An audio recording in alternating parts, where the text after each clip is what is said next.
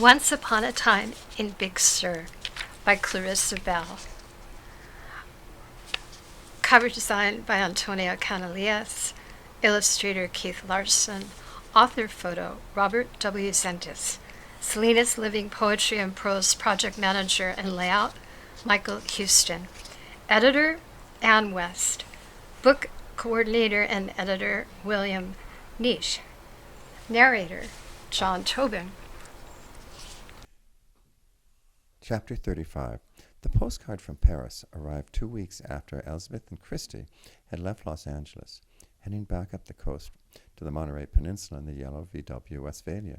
They departed from the warm, comforting hospitality of their stay at Gwen and Peter's on the morning after Natalie Dubois' funeral with an unanticipated sensation of regret.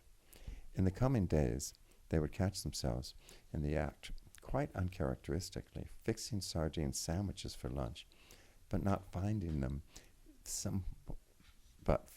somewhat unsatisfactory and less enjoyable without the playful antics of Bartholomew or Blaise to curl themselves capriciously around their ankles as they ate. In coming evenings, they would place their heads upon the pillows to fall asleep and still hear the echo of the hypnotic strains of Leyenda, played by Gwen, upon her sadly weather-beaten but no less formidable guitar, as they had sat beside an almost inextinguished fire that still smoldered aromatically in the grate.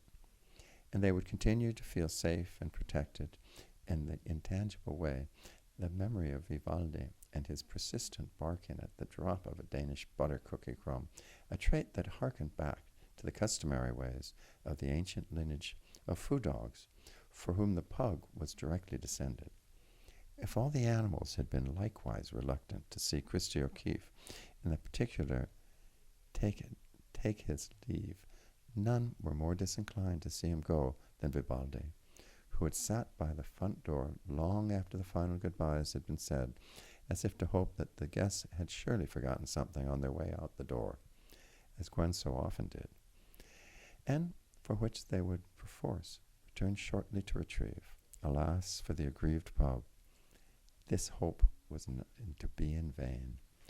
On the eve of their departure from Los Angeles, it must be noted, with the image of Byron at Natalie's funeral, rushing valiantly to lick Zuzu's tears for self-recrimination fresh in his face, in his mind, Christy called to check on the still feverish Noel and to inform the boy of his upcoming plans. "I'm going to go to France soon and go for about a month, I reckon.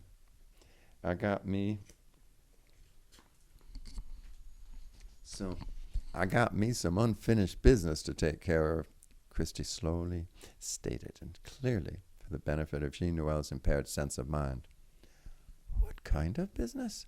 Jean Noel inquired somewhat groggily. "It ain't monkey business, if that's what you're thinking," Christy said with a habitual twinkle in his eye, but then added on a more sober note, "I got to lay me a wreath on the grave of an old friend of mine who died there many years ago." "An old war buddy?" Jean Noel asked, hazarding a not unlikely guess. "In a matter of speaking," Christy good-naturedly acknowledged. "He was a true hero, all right, and sure as heck saved a lot of lives on the beaches in his day." "Of Normandy?" Jean Noel inquired, this time hazarding of wild guesses. "Normandy," Christy reiterated indignantly. "Heck no. I'm talking about them treacherous beaches we got right here on the coast of Big Sur. And it's on those beaches where he saved more lives than you can shake a stick at. Yours included, I might add." And it was that precise moment, when confronted by Christy's rare display of indignation, that Jean Noel's fever of unidentified origin finally broke, and he fully realized that Christy had been talking all along about Lord Byron. The image of the great dog rushing to lick Zuzu's tears of self-recrimination once flashed before his mind, as did the not unimpressive fact that his own life had been inadvertently saved as well by the Newfoundland dog who had rescued Zuzu from the sneaker wave all those years ago. Now, with Christy's glaring reference to it, the magnitude of its importance seemed in return to the young man to his senses. In the same instant, she, Noel, realized that it was perhaps even more incumbent upon him to, likewise, visit the heroic dog's grave and pay him a fitting tribute. I'll be leaving an extra set of keys to the spread in Big Sur with the manager at Nepenthe in case you come to take a look at it while I'm gone. I think you'll like it, son, and as I've been telling you, it's all yours. That part of the conversation held particular significance to Jean Noel, especially in light of the overwhelming positive response he received from Alice on the very next day when he proposed that they move to Big Sur as soon as possible. And now, only 2 weeks later, they were packed up and ready to go when the postcard from Paris arrived, and from all places, the pet cemetery on the banks of the Seine. The carte postale was brief, but assured them that Zuzu had done Byron justice by composing a fitting inscription for his headstone. Christy went on to comment, "While I might be the official poet in the family, Zuzu ain't half bad herself."